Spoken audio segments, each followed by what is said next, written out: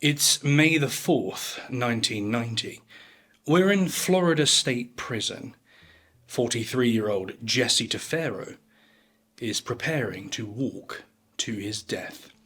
He doesn't have to walk very far. It's only 30 feet from his cell door to the death chamber. On entry, he nods a greeting to the men and women in the observation room, those tasked with watching him die. Tafero is strapped into the electric chair. Electrodes are attached to his head and leg.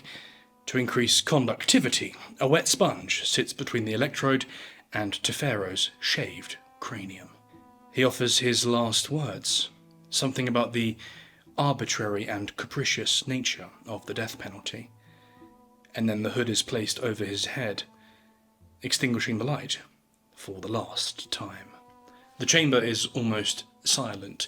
The scribbling of the reporters is the only sound, until the executioner flips the switch.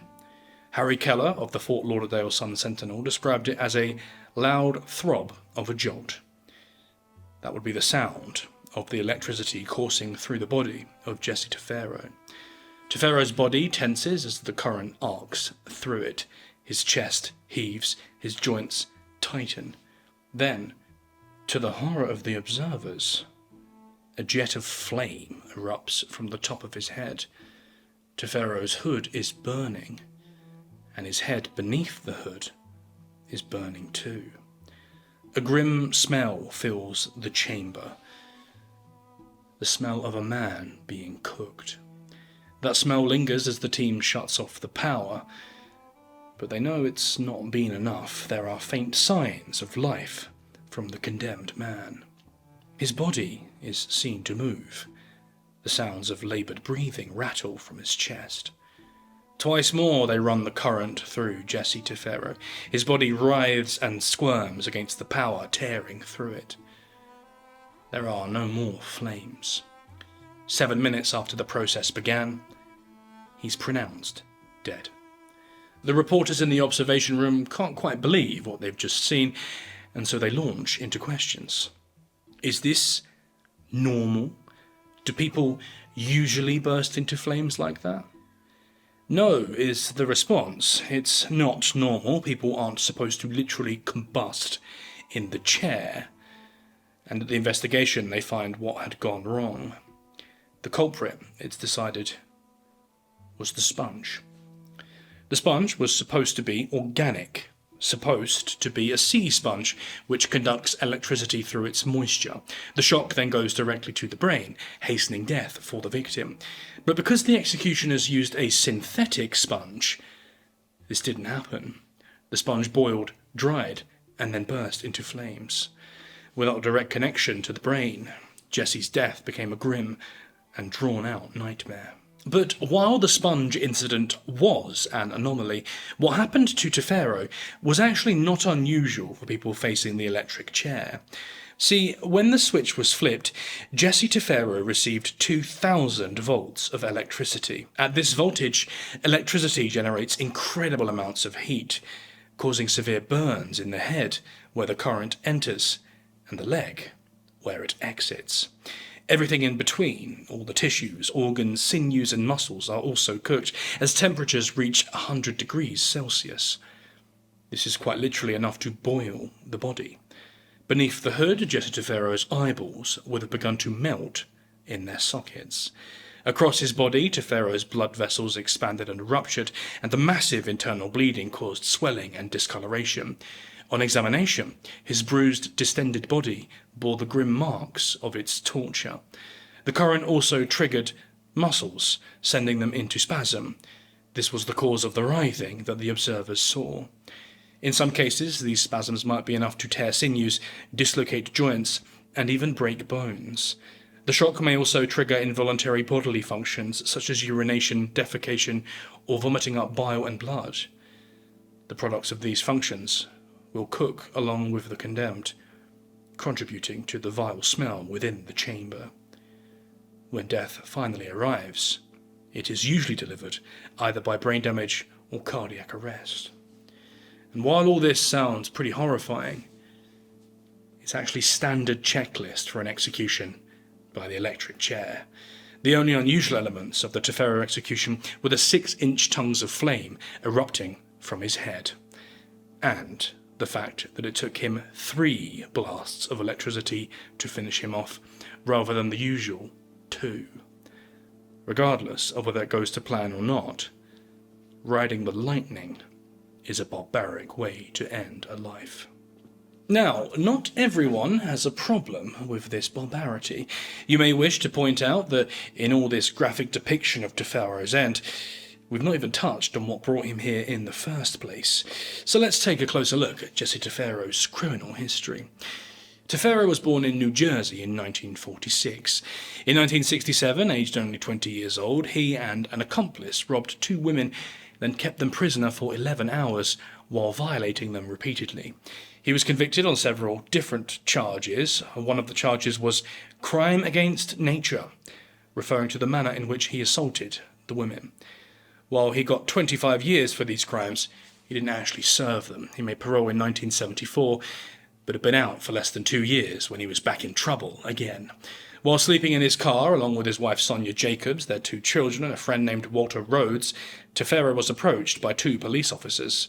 Various stories circulated as to what exactly happened next. All that's known for sure is that a taser and a gun were discharged, and both police officers were shot dead.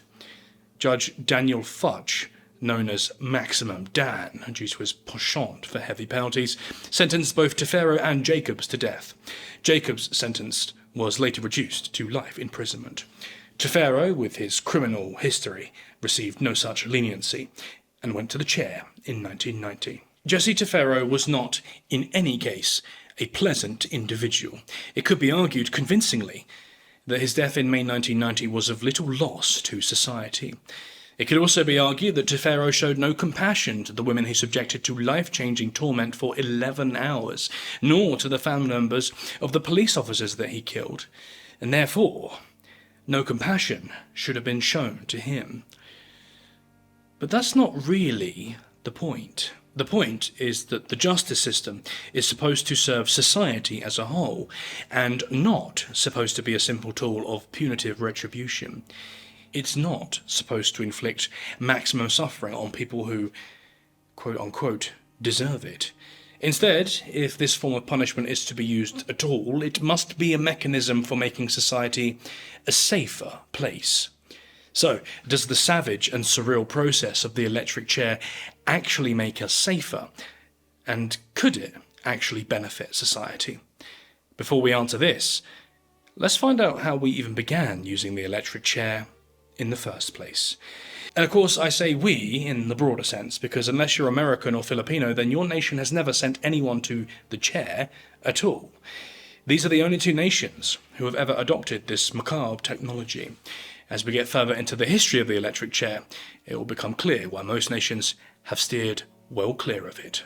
The electric chair first emerged in late 19th century America, when newspaper readers across the country became rapt by a new phenomenon. This new phenomenon was the high-voltage lightning that was now brightening streets and workplaces right across the United States. But even more interesting to the newspaper-buying public was this: what happens when the new technology goes wrong? As it turned out, that same system that provided a nice fuzzy glow at night could be pretty lethal if you messed around with it. Newspapers began to fill with stories of people who didn't treat the high voltage lines with the appropriate respect and were struck down dead as a result. One of those people was George Lamuel Smith, a dock worker from Buffalo, New York. In 1881, he suffered a mild electric shock when he touched the guardrail of a lighting powerhouse. Evidently, Smith quite enjoyed his shocking experience, and after a drinking session that August, he returned to the powerhouse, broke in and grabbed hold of 2 connections on an electric dynamo, keen to repeat his previous adventure. This time, however, there was no fun to be had. He received a massive shock and was killed instantly. Although Smith's story is a comical example of winning a Darwin Award, it's also a tragic reminder of the dangers of electricity. But for men of science, at the twilight of the 19th century, this sudden death was a fascinating case. Alfred P. Southwick, who was a dentist but also enjoyed a bit of science and engineering on the side, had an idea. If high-voltage electric current could kill someone like Smith so quickly and so cleanly, then surely it could be used on condemned criminals too. Southwick never actually tested his idea on actual humans. That would have been insane. Instead, he did the reasonable thing and put hundreds of stray dogs to death, all in the name of science and progress. By 1886, capital punishment was becoming a contentious issue in the USA. A stream of gaudy stories about botched executions was turning American stomachs.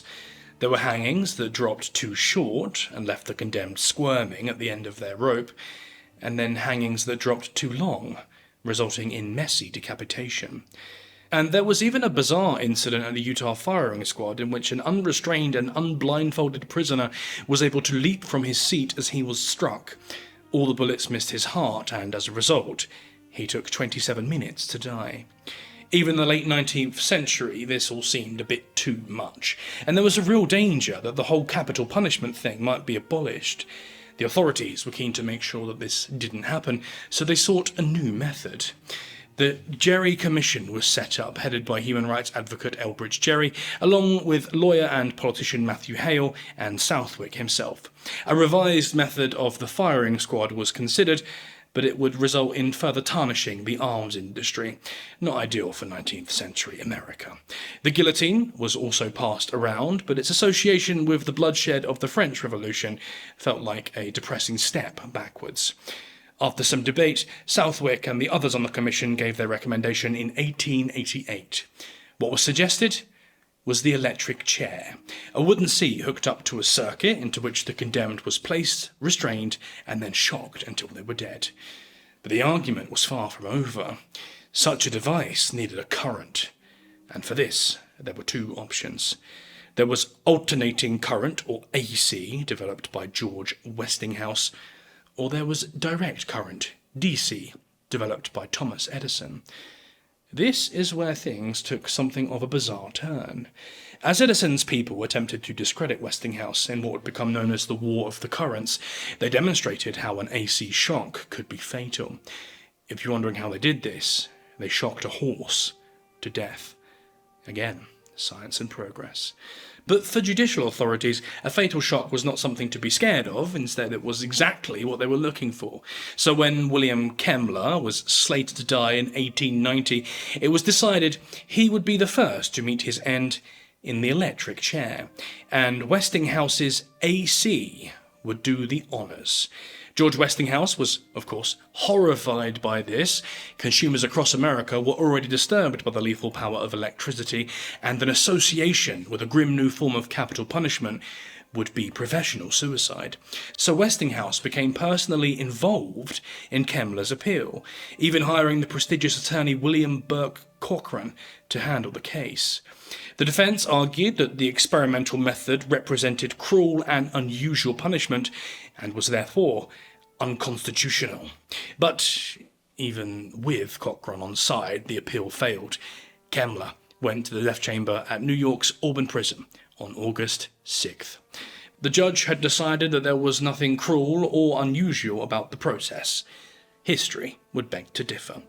Kemmler had been charged with the murder of his partner, Tilly Ziegler, the previous year, killing her in a rage after a heated argument. As this seemed to be a crime of passion, at first it looked like he might actually escape the chair. But it transpired that Kemmler had left the property following the argument, gone to fetch an axe from a nearby barn, and then returned to the house and struck Ziegler multiple times in cold blood. The verdict was first-degree murder, and Kemmler was going to die for this. Early on the morning of August 6th, a smartly dressed Kemmler was strapped quietly into his chair, telling his executioners, "Take it easy and do it properly. I'm in no hurry." Then they flicked the switch. For 17 seconds, 1,000 volts passed through William Kemmler. This was the voltage they'd used to kill yet another horse a few days before while testing the chair. Surely, all of this was enough. As it turned out, it wasn't enough. One of the attending physicians declared Kemmler dead. Witnesses questioned this, asking if he was dead, then why was he still breathing? The generator was charged again, and as Kemmler sat there in a sort of grisly limbo between life and death, the next dose was administered. A 2,000-volt current was passed through him, twice the voltage of the first time. Now the body began to cook. As the New York Times reported, an awful odour began to permeate the death chamber. Then, as though to cap the climax of this fearful sight, it was seen that the hair under and around the electrode on the head, and the flesh under and around the electrode at the base of the spine, was singeing. The stench was unbearable. It took 8 minutes to kill William Kemmler. Westinghouse remarked, "They would have done better using an axe." So this new and supposedly humane method made its debut with a scene of utmost barbarity. Surely the experiment had failed. The electric chair was not the way to go. Well, state and federal legislators didn't agree. They seemed very taken with the idea of the electric chair, despite the disturbing demise of William Kemmler. Over the next 2 decades, first Ohio, then Massachusetts, New Jersey, and Virginia had adopted the electric chair. In time, 26 states, or more than half of the Union, would pick this method. In 1899, New York's Sing Sing prison had the dubious distinction of electrocuting the first woman when Martha Place was executed for the killing of her stepdaughter. 2 years later, the assassin of President McKinley, Leon Czolgosz, was executed by electrocution at Auburn Prison. The electric chair was now becoming the go-to method for execution in the United States. And of course, the botched executions kept on coming. In 1946, Willie Francis shocked observers when he began to cry out during his execution in Louisiana. As the current surged through him, Francis yelled, "Take it off, take it off, let me breathe." The executioner apparently replied, "You're not supposed to breathe, boy." He then ran the current for another 30 seconds before realizing something was wrong. The current was shut off, and Francis was released from his straps. It was found that Louisiana's famous portable electric chair, Gruesome Gertie, had not been set up correctly by the prison guards, possibly due to drunkenness. Francis was severely injured, but did survive. The fact that he had already undergone the execution process was used in his subsequent appeal, but this was ultimately rejected. Willie Francis returned to the electric chair on May 9th, 1947. This time he didn't survive. He was 18 years old. And to make matters worse, recent investigations have cast real doubt on Francis's conviction. It seems the teenager who faced the electric chair twice may not have been guilty at all. Several years after the sad case of Willie Francis, America was gripped by the so-called trial of the century, as married couple Julius and Ethel Rosenberg were accused of passing military secrets to the Soviet Union. Despite protests from home and abroad, the couple were found guilty and sentenced to death. They would face the electric chair on June 19th, 1953. Julius died quickly. He was pronounced dead after just 1 electric shock. For Ethel, however, the process was rather lengthier. She was shocked 3 times. Then, as she was examined, it was found that her heart was still beating, so she was shocked a 4th time, then a 5th. Witnesses said they saw a plume of smoke rising from her head as it writhed beneath the hood. Finally, she followed her husband into death. Yet again, the unreliability of this supposedly infallible method was clear to see. All these botched attempts at execution did not go unnoticed, and in 1972, 82 years after Kemmler's execution, the Furman versus Georgia case found that capital punishment, in its current form, violated the 8th Amendment. In other words, it was cruel and unusual punishment, which was what Kemmler's attorneys had said in the first place. Rather than bring about an end to executions in the USA, Furman v. Georgia led to a set of legal compromises by which state and federal judiciaries attempted to develop acceptable procedures for the death penalty.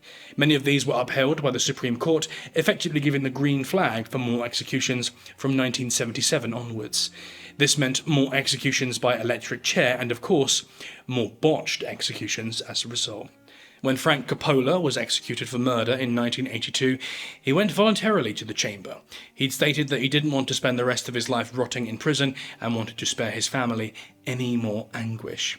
While no media witnessed the execution, one of Coppola's attorneys stated that it took 2 shocks to kill the condemned, and that there was a strong odour and the, quote, sizzling sound of burning flesh. The death chamber, allegedly filled with smoke and flames, was seen close to the electrodes on the man's head and leg.